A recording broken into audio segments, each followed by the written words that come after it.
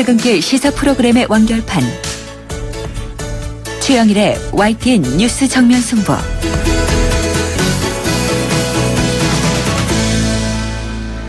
YTN 뉴스 FM 뉴스 정면 승부 2부 시작합니다. 먼저 YTN 보도국 국제부 연결해서 나라 밖 소식을 알아보겠습니다. 박금표 기자 연결돼 있는데요. 박 기자. 네, 보도국입니다. 네, 안녕하세요. 네네. 자, 중국에서 말이죠. 한 여성이 10년 동안 화장실에서 살면서 두 아들을 명문대에 보냈다. 이 깜짝 놀랄 소식인데요. 화제가 되고 있다면서요. 네, 그렇습니다. 중국에서 한 여성이 병든 남편과 함께 10년간 화장실에서 생활하며 두 아들을 명문대에 보낸 사연이 알려져 잔잔한 감동을 주고 있습니다. 네. 중국 후베이성 우한의 한 대학교 2층 구석에 10제곱미터, 그러니까 3평 정도 되는 화장실이 있습니다. 이는 59살 왕수메이가 눈이 거의 보이지 않는 병든 남편과 함께 10년째 살아온 공간입니다. 왕실은 이런 처지에도 남편의 약각과 두 아들의 학비를 벌여야 했습니다. 새벽 5시에 일어나 노래방과 학교, 식당 등 돌며 청소를 해줬고 음식점 서빙도 병행했습니다. 점심시간에도 청소 아르바이트를 할 정도였습니다. 고된 하루는 밤 11시가 다 돼서야 끝이 났습니다. 잠자는 시간은 하루 4시간에서 5시간에 불과했습니다.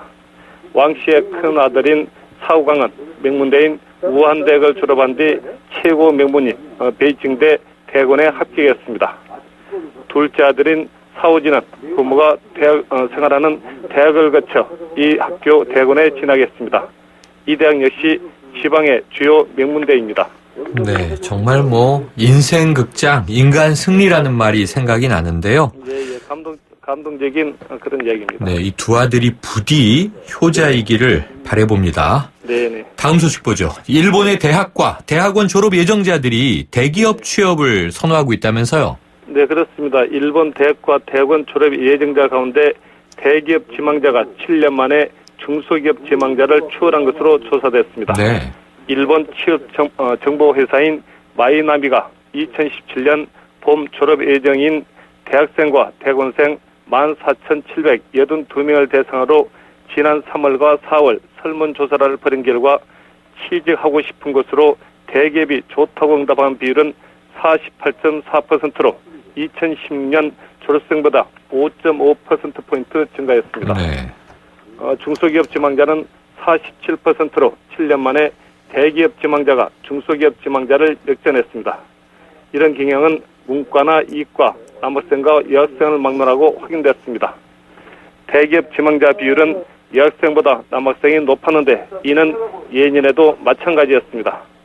일에 대한 인식을 물은 결과 즐겁게 일하고 싶다가 29.9%로 가장 많았습니다. 이어서 개인의 생활과 일을 양립시키고 싶다가 24.5%로 2001년 이후 최고치를 찍었으며 사람에게 도움이 되는 일을 하고 싶다가 17.7%로 그 뒤를 이었습니다. 취업할 기업의 선택 기준으로는 안정된 회사, 복리후생이 좋은 회사, 급여가 좋은 회사 항목이 증가했습니다. 반면 가고 싶지 않은 회사 1위는 분위기가 어두운 회사로 17년 연속 1위를 차지했습니다. 네, 이게 우리나라에서는 뉴스가 되기 어려운 주제지 않습니까? 네네, 그렇습니다. 예, 대학 졸업자 대다수가 대기업 취업을 희망하는데 일본의 경우에는 그동안은 전통적으로 중소기업 취업 희망자가 많다가 이번에 역전이 된 거예요. 예, 그렇습니다. 그래도 제가 보기에는 대기업이 좋다 48.4, 중소기업 지망자 47, 이 팽팽하다는 자체가 조금 부럽기도 하네요. 그렇습니다. 네, 다음 소식 보죠. 이 보시라이 바로 전 중국 충칭시 당서기인데요. 네네. 이 당서기, 보시라이 당서기의 아들이 미국 컬럼비아 대학에서 법학 박사학위를 받았다. 이런 소식이 있군요. 예, 그렇습니다. 낙마한 보시라이 전 중국 충칭시 당서기의 아들인 보가가가 미국 컬럼비아 대학에서 법학 박사학위를 받았습니다. 보시라이 전 서기는 부패 혐의로, 어머니 국하이라이는 영국인 사업가 독살 혐의로 각각 교도소에 수감된 상황에서 보가가는 미 명문대학에서 유학을 무사히 마쳤습니다. 보가가는 졸업 사실을 부모들이 아느냐는 질문에 아는지 모른지 모르겠다고 답변했습니다. 보고가의 진로는 아직 구체적으로 알려지지 않았습니다. 컬럼비아대 법대 대학원 졸업생들은 대부분 졸업 1년 전부터 실습 과정을 거치면서 직장이 확정됐습니다.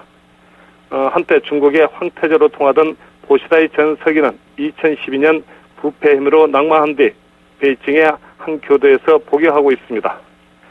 국하이 라이는 2012년 사형 유예 판결을 받았지만 지난해 말 무기징역형으로 감형됐습니다. 국하이 라이는 허베이 성의 한 교도에서 수감돼 있습니다. 네, 전 황태자의 아들의 미국 명문대 박사 졸업과 아까 네네. 화장실에서 10년간 네네. 두 아들을 이 대학을 졸업시킨 부모의 이야기가 대비가 됩니다. 네네. 오늘 소식 감사합니다. 네네. 지금까지 YTN 국제부 박근표 기자였습니다.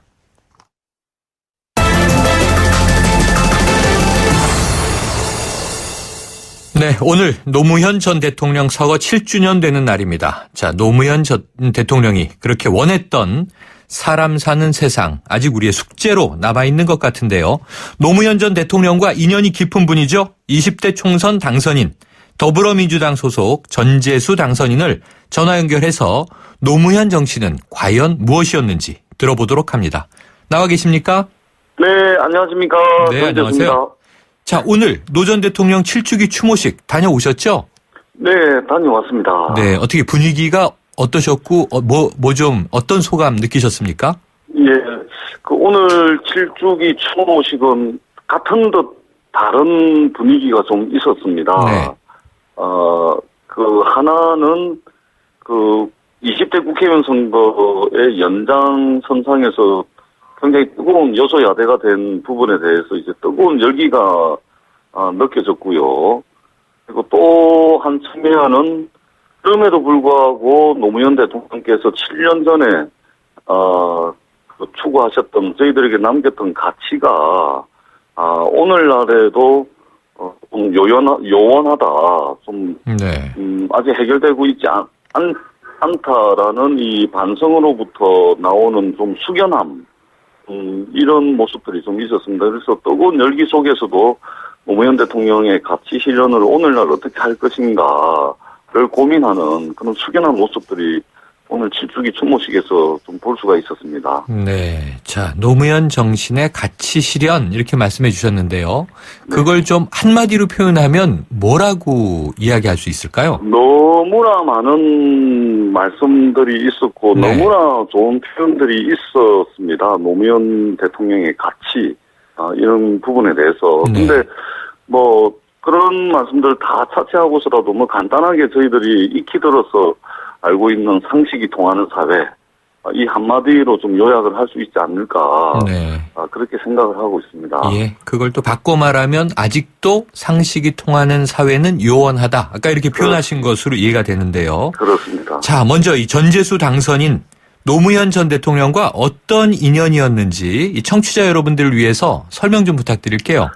저는 노무현 대통령께서 대통령 2000년 북강서을의 부산에 종로 국회의원직을 버리고 2000년 북강서을 부산 북강서을 선거에 출마를 할 때 네.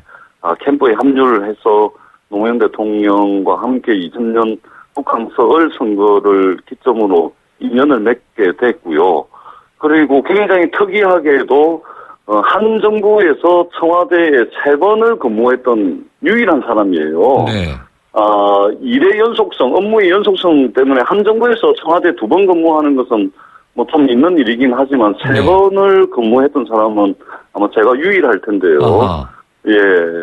그래서 제가 경선 때부터 해서 노무현 캠프의 이제 막내로서 계속 이제 일을 했었는데, 이 참여정부에서 청와대에 3번을 근무했었어요. 그럴 때마다 노무현 대통령께서 늘 이제 찾아주시고 불러주셔가지고, 과분한 은혜를 입었던, 사람입니다. 네. 그런데 지금 말씀하시는데 들어보니까 지금 전재수 당선인께서 이번 20대 총선에서 당선된 곳이 바로 그 부산 북구 아닌가요? 그렇습니다. 같은 마을입니다. 그러면은 노무현 전 대통령이 출마하셨던 곳, 또 그때 캠프에 참여했던 그곳에서 드디어 이제 국회의원이 되신 거군요? 그렇습니다. 어허. 그러면은 저 전재수 당선인은 이 노무현 전 대통령을 최초에 만나 뵙게 된 계기가 뭐셨나요? 99년도에 제가 국회에 있었거든요. 네네. 그때 이제 2000년 국회의원 선거를 앞두고서 노무현 대통령께서 종로 지역구를 버리고 견고한 지역주의에 맞서기 위해서 다시 부산으로 출마를 하신다. 네. 라는 이제 이야기를 듣고, 국회를 그만두고 자원봉사를 하겠다. 아하. 그리고 대통령께서 출마하시려고 하는 그곳 부산 북구는 제가 초중 고등학교를 졸업한 저의 네. 고향이다. 네. 그래서 그쪽에 잘 모르시지 않습니까? 제가 그 지역을 잘 압니다.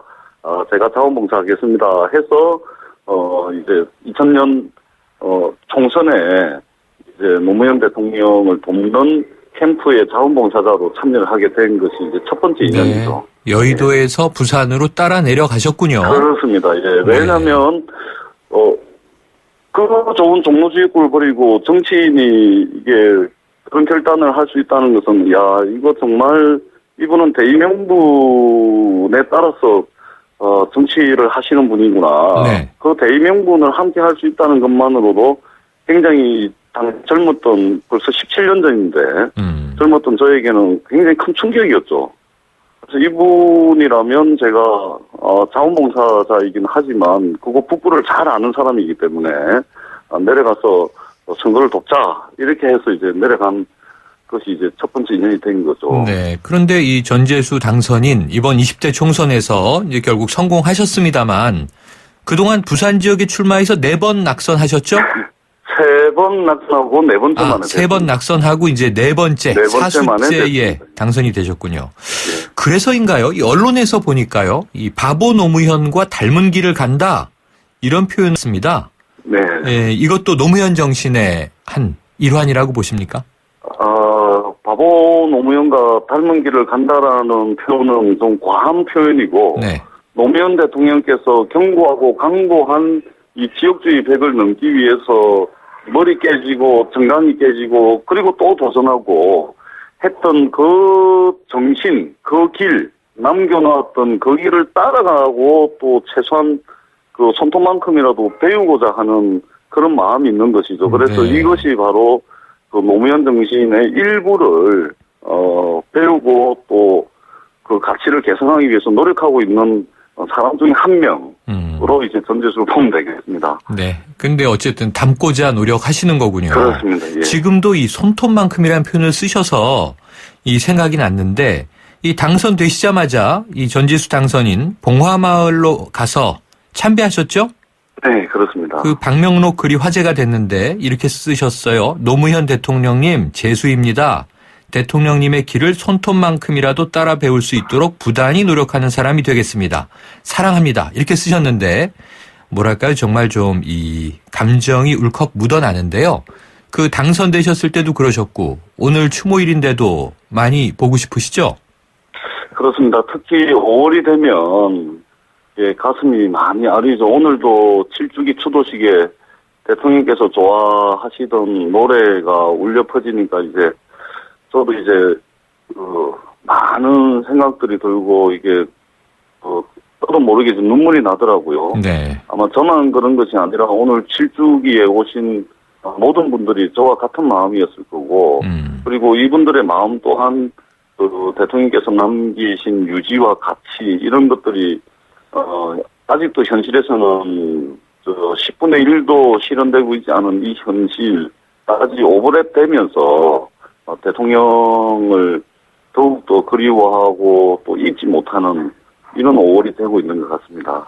네. 자, 오늘 있었던 추모식 이야기를 좀 여쭙겠습니다. 네. 그 오늘 추모식에서요, 저희가 조금 전 뉴스 브리핑에서도 전해드렸는데, 안철수 국민의당 대표가 참석할 때, 그 일부 참석자들이 야유를 보냈다. 이렇게 이제 보도가 됐습니다.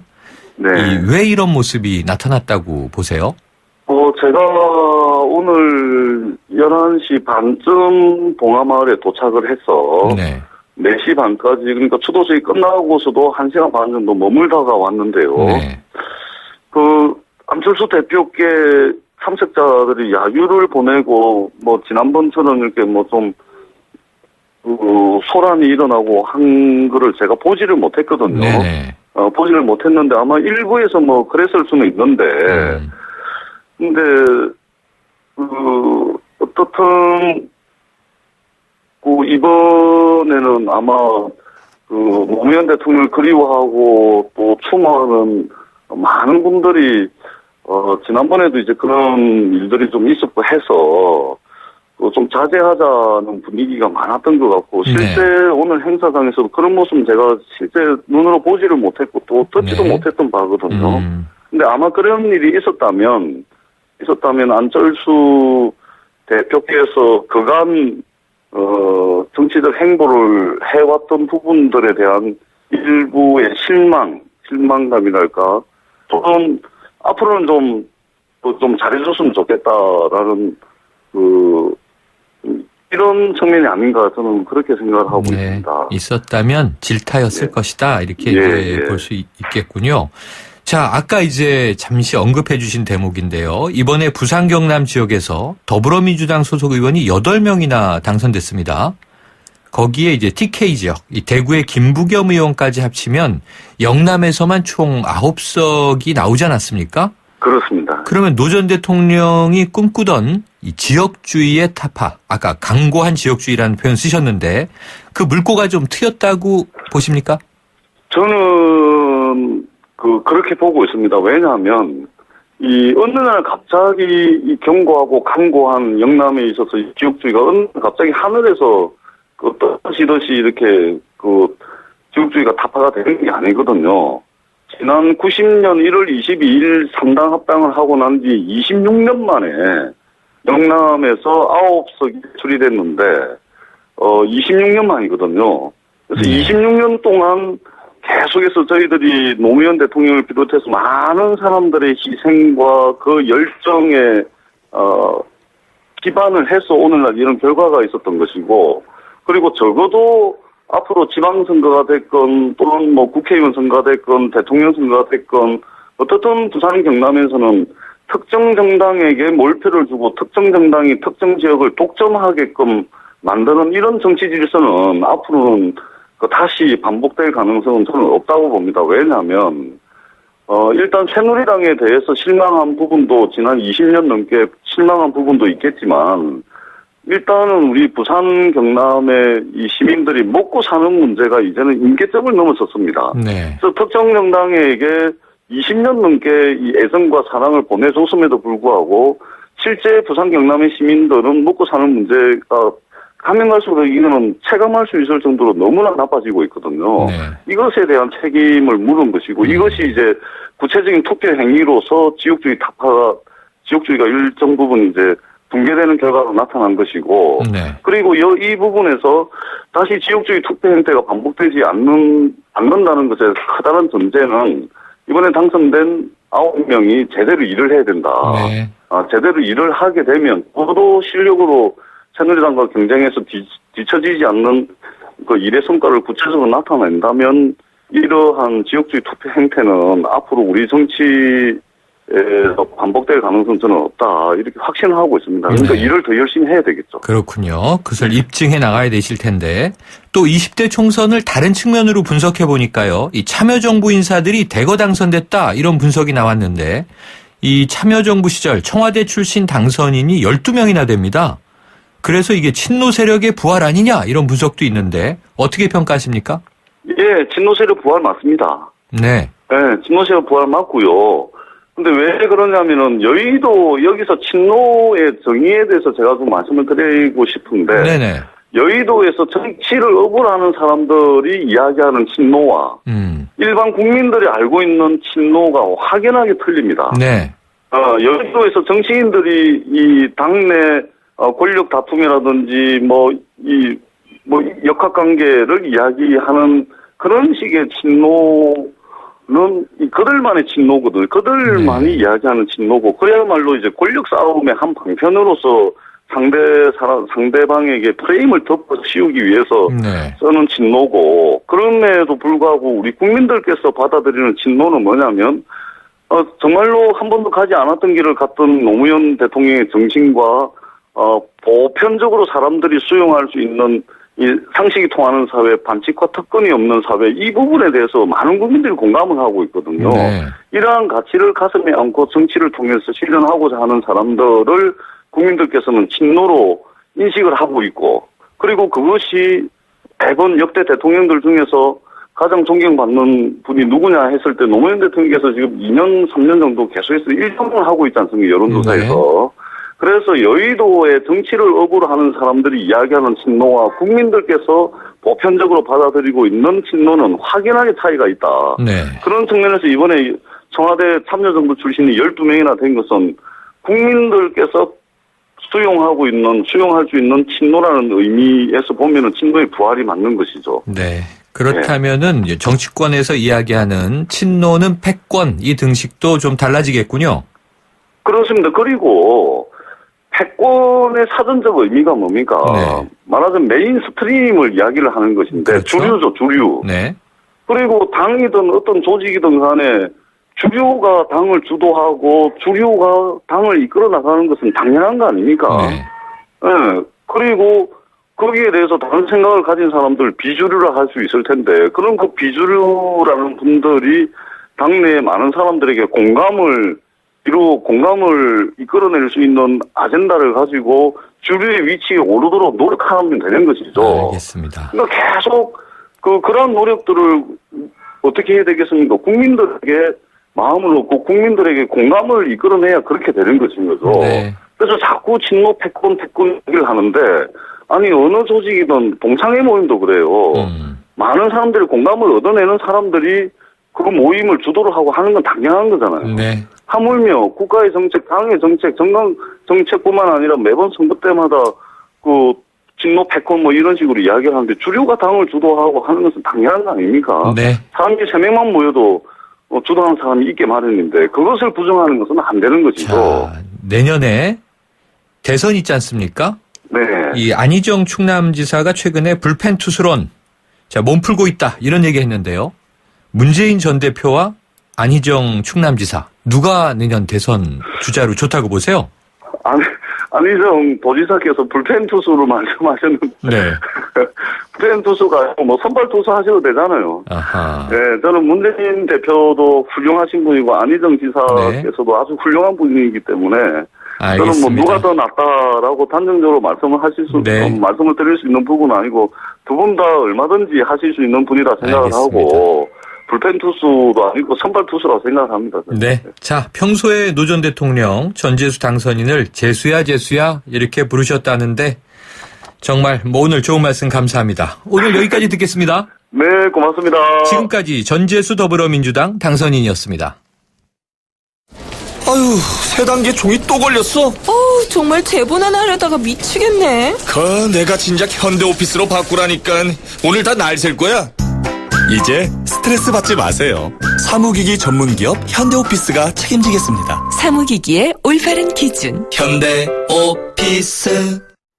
연일 계속되는 황사로 기분까지 답답한 경우가 발생하고 있습니다. 솔의 눈을 항상 준비하시기 바랍니다. 시원한 솔싹 추출물이 입안에 솔솔 솔바람을 불게 합니다. 이상 머리까지 시원해지는 느낌 솔의 눈이었습니다. 솔의 눈.